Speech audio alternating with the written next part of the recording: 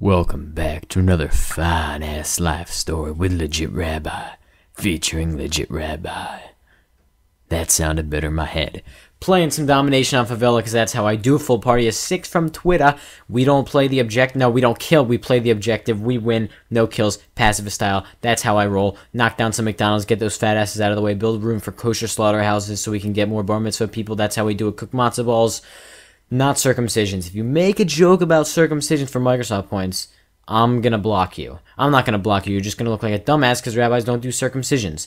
Today's life story is gonna be featuring Dan the maintenance man, the maintenance contractor for my camp that I work at over the summer that has many problems. And one of them is hiring Dan the maintenance man, who takes trash out one piece of trash at a time, who kills bees with water guns, and who sleeps in a dirty shed and watches Caddyshack at midnight.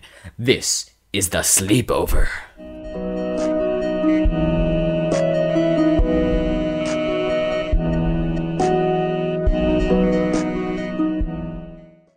The Sleepover is one of the most fun 2 days and 1 night of camp out of the whole summer. If you're a camper, the kids who shouldn't have more sugar have more sugar. The kids who shouldn't have their energy fueled by moon bounces and slip and slides have moon bounces and slip and slides. And worst of all for me, since I have to work there, that's not fun.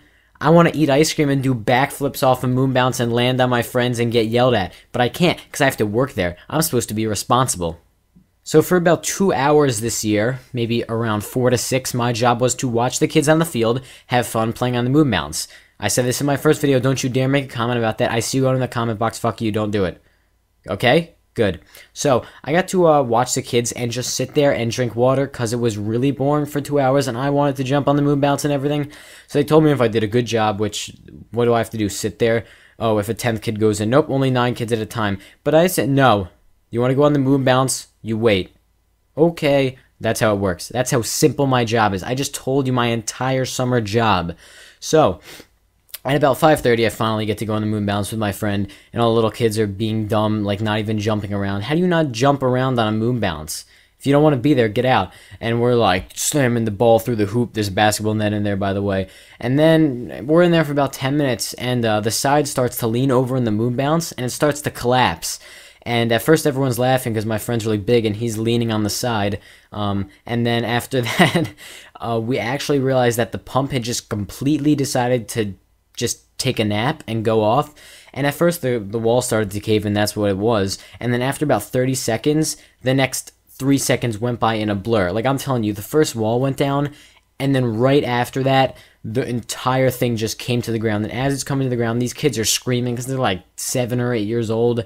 And they're like, oh my god, you know, like, we're gonna get trapped in here. Even though if you were trapped, the sides are open. It's not like a closed, it's not like the only opening is the door. They have little, like, nets that you put your hand on the side.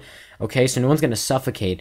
What I probably shouldn't have done in a room full of spastic 7-year-olds is yell, we're all gonna die, because that led to more panic and the camp director running over, trying to figure out who said that, and that wasn't that good.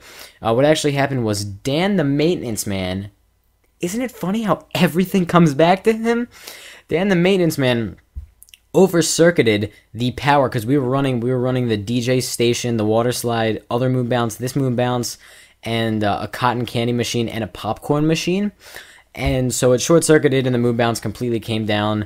The DJ stopped playing his okay, by the way, there are 3 songs they play at my camp. That is the Instruct Me How to Douglas, the Cupid Shuffle, and the Haha Slide. And those are the only 3 things they play. I wanted some dubstep, but he said no. So, after everyone's out, the camp director's still freaking out. 10 minutes later, oh my gosh, I hope no one's hurt. Are they in there? Okay, if they were in there, they'd be dead. Does that make you feel better? No one's dead, so no one's in there. So then we get up running again. She's like, get the Dan on this. He comes over. He's like, I don't know what I did wrong. I must have put it. Oh, I always know what I'm doing. Scratching his head. With his fly down, of course. I wasn't looking at that. And then about 10 minutes later, he gets it up and running again. So the kids start to go in again. And about 5 minutes after it first gets up and running again, it shuts down a second time. And this time all the kids scream again, and I had, no one's going to die, but I really wanted to say you're all going to die because that would have been funny. So that was the first thing that happened that night. And this sleepover thing is all night. I stayed up all night because when you're working there, the staff just kind of has like a little party on the porch, which is nice. It's not like we were sitting on the porch, sitting on lawn chairs, watching a spider web, because we were so bored. We had nothing to do all night. We just sat there watching a spider, and every time a fly would go by, we would hope that it would get caught. Once it did, and we watched the spider eat it, and that was about as interesting as the night got. But now is when it gets really dirty, because it's 9 o'clock and all the kids are getting ready for bed. Or maybe 10 o'clock. They watched, what did we watch? Some stupid movie. Like, you could have chose a better movie. When I was there as a camper a few years ago, we watched Haunted Mansion.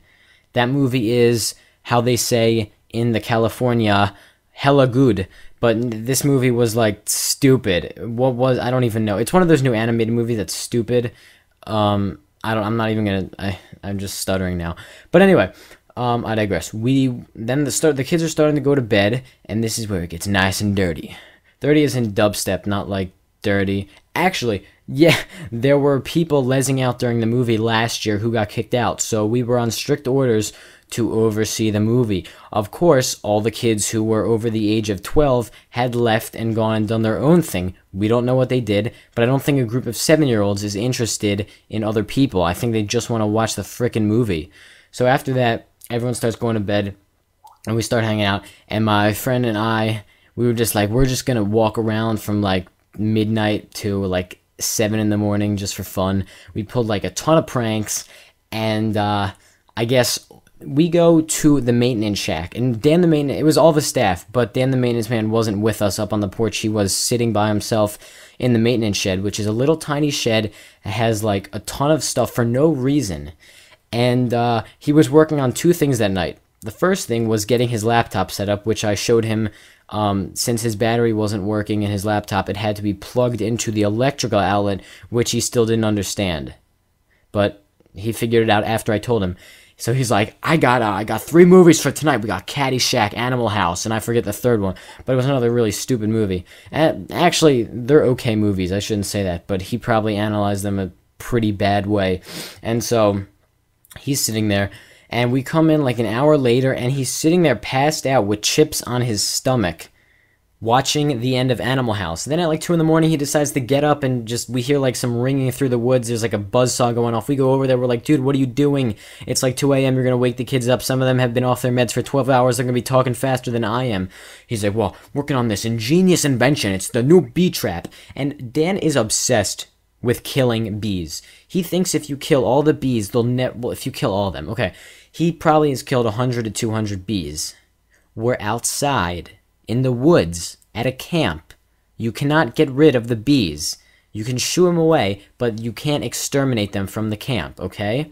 So he does all kinds of things. Like, you know, we were having water ice one day, and like the parents were over, you know, it was a nice time. And this is the last time I talked about the festival where all the parents come and, you know, watch their kids play the latest Lady Gaga song on the violin.